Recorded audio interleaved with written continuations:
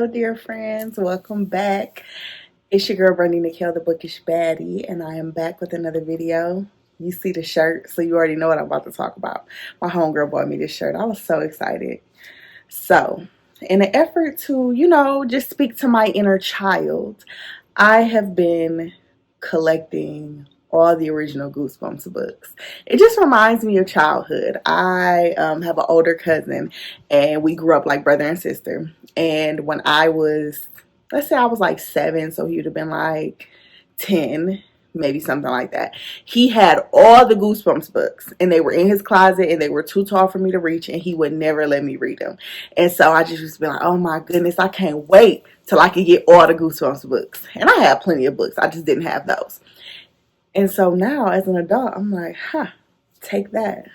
I'm getting them all. Who's going to stop me? So I have been on a Goosebumps reading marathon. So I want to just begin to share that with you all in an effort to elevate our inner children. Heart emoji. All right. So I have gotten through the first 15 books of the original series. I'm only doing the original series. I think they were like 1992 through 96 or 97. And there are either 52 or 53 of them. I can't recall. But anyways, we're going to go through the first 15.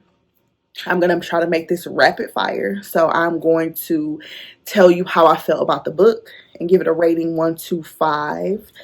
5 being, oh my God, it was perfect. And, 0 being, what was this? I wish I could get my time back. And then we're also going to rate the covers 0 to 5. So I feel like the Goosebumps covers are iconic. So R.L. Stine and Tim Jacobus together. Magic. So I'm also going to be rating the covers. All right. Without further ado, let's get into it. Book number 1. Welcome to Dead House. So I bought all of these secondhand because I wanted the originals. I didn't want the remake version. So some of them have a little, little something, little character on them. But anyway, so Welcome to Dead House, the book that started it all. Let's start by rating the cover. So I think this cover is pretty fire. I think it is. Not only the creepy house, but the door being slightly open and you can't really see what's past it. I think that really gave it some something. And then I just realized a couple days ago that there's also a man in the window over here, or a something in the window, a ghoul in the window over here. So they did their thing with this. And I'm trying to think, did Tim Jacobus do this one? I think he did do this one. I think maybe he didn't do the second book that we're going to look at. I'm pretty sure that's what it is. But anyways, he did most of the Goosebumps covers, like 95% of the originals. But anyhow, this cover I am going to give a 4 out of 5. Maybe even a 4.5 out of 5. It was good. It caught my attention. I like it. I like the color combo they did here. I'm partial to a little pink magenta action. I'm going to give it a 4.5 out of 5. And I'm actually going to give the book the same thing, like a 4.5 out of 5. This book, so of course as I'm reading the books, they're not keeping me up at night. They're written for children. So they're not so scary that I'm like, oh my goodness, I shouldn't be reading this. But I'm always trying to think, if this was a movie or if this was written for adults, would this concept still, stand? And it would. It very much would. So a family moves into a house that they inherited from a long lost uncle that they didn't realize they had. And then all the kids in the neighborhood keep saying, oh yeah, I used to live in that house. I used to live in that house. I used to live in that house. And it's everybody used to live in this house that I live in. And you start seeing things in the house, and then come to find out they keep bringing families to move in this house, and then they are taking them out the game, and then they're becoming the dead people or the residents of the town. So they are living in Dead House with the intentions of being dead and eventually, becoming part of the town, which is really just a town full of dead people. So I'm like, that would be actually a pretty good concept for a scary movie for adults. So I'm gonna give this a solid 4.5 out of 10. Thought the concept was good. I'll take it. All right, number 2, Stay Out of the Basement. I think this is the one that Tim Jacobus did not do the cover for. But the cover, very effective. Very effective. Like, when I think back to me as a kid, this scared me. This spooked me a little bit. Like, a plant hand coming out the basement. Something's waiting in the dark. Pretty spooky. I'm going to give the cover a 4 out of 10. Excuse me, a 4 out of 5. If I've been saying 10, I meant 5. I'm going to give it a 4 out of 5. And the book itself, I'm going to give it a 3 out of 5. I feel like when I think about, I'm not a big sci-fi person, let me say that. Like sci-fi, aliens, you know, that's really not my jam. And so that's probably why I'm rating this book the way that I am. It was intriguing enough, but like, oh, our dad's turning into a plant. He's growing leaves instead of hair. I was just kind of like, it's a little too fantastical for my personal taste. But pretty decent book overall. All right, moving to the next. Monster Blood. Look at that cover. I'm gonna give the cover, I'm gonna say a 4. I'm so generous. I'm gonna say a 4 on the cover, because giving the green monster blood dripping down the steps, that's a pretty solid concept. I enjoy it. The book itself, though, I'm gonna give a 1.5 out of 5. I was not a fan. It just was too goofy for me. You go and buy some gook from the novelty store, and then it just grows and grows and grows, and it wants to like devour everything. It just wasn't giving to me. It wasn't giving. And I have some other thoughts, but once I finish all the Goosebumps books, I'm going to do like a longer video where I talk about like themes that I picked up on throughout the different books. But anyways, yeah, not my fave. All right. Say Cheese and Die. This cover was very cool to me, and I feel like this is an iconic one. Like, I remember this from childhood. So I'm going to say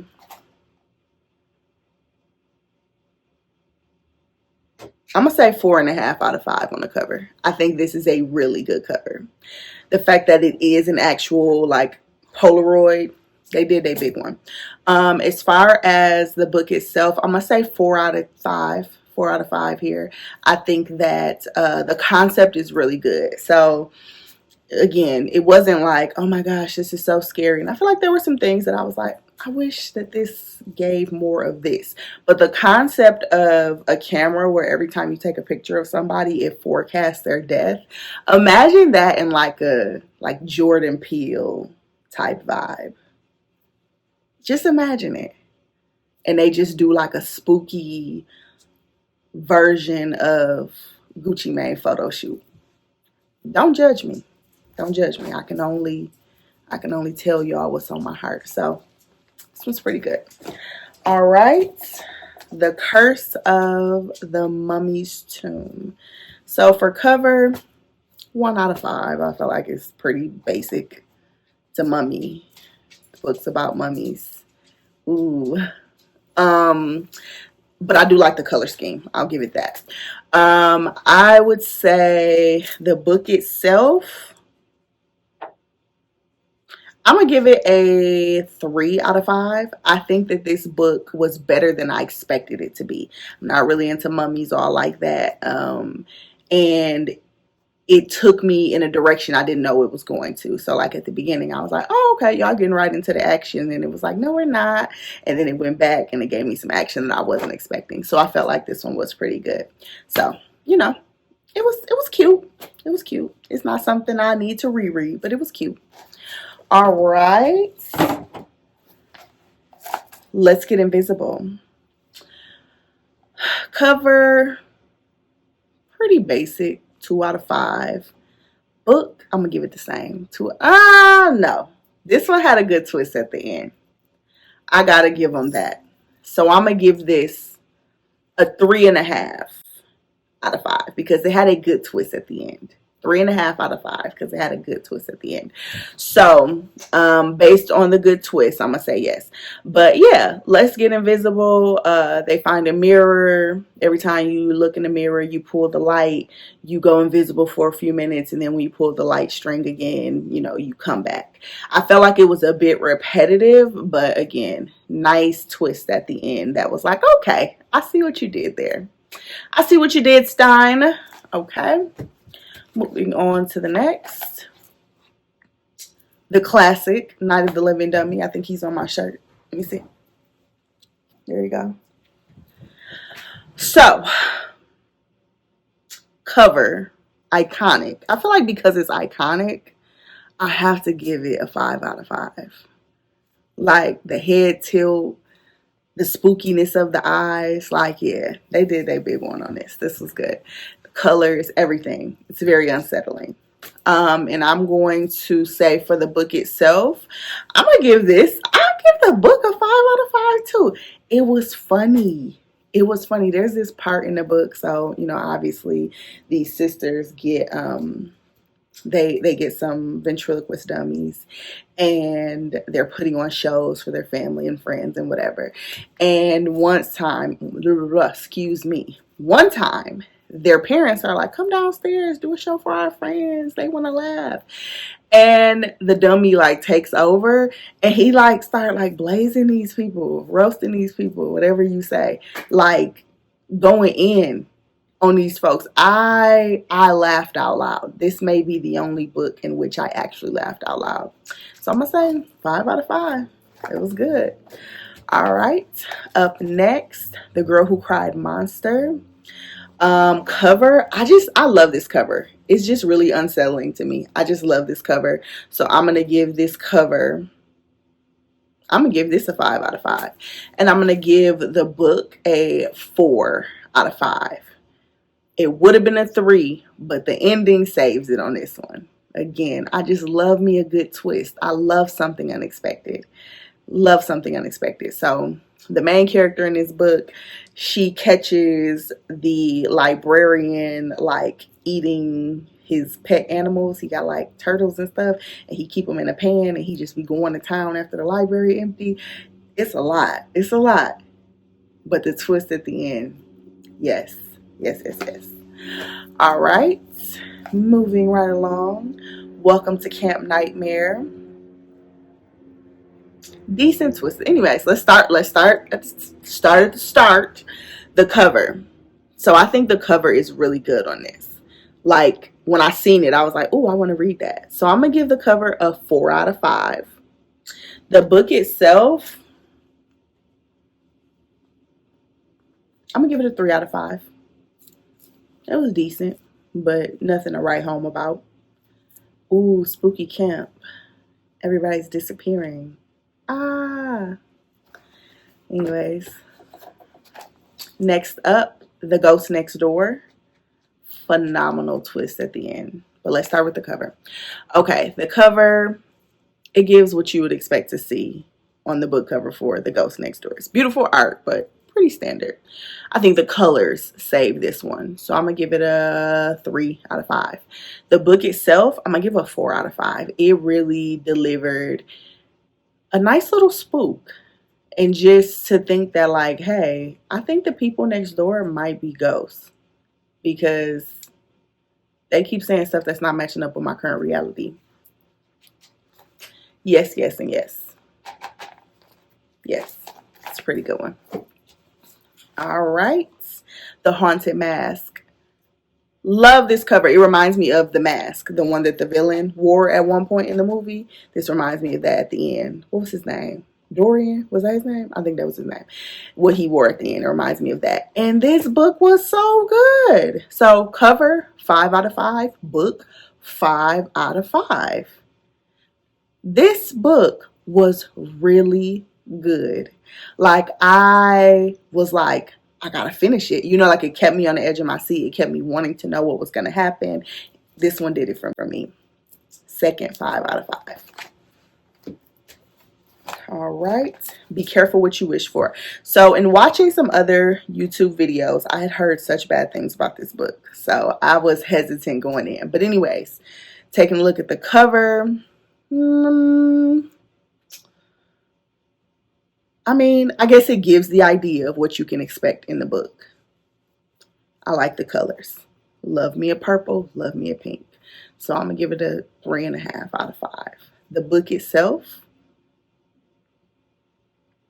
I'm going to give a 4 out of 5. So I heard a lot of bad things about this book. So I thought it was going to be awful. And I actually ended up enjoying it. And I felt like the ending was like, okay, yeah, this is how I would expect it to go if somebody was trying to give me, give me what they're trying to give me. I think it was good. I think it was good. So I think well delivered. That's what I was trying to say.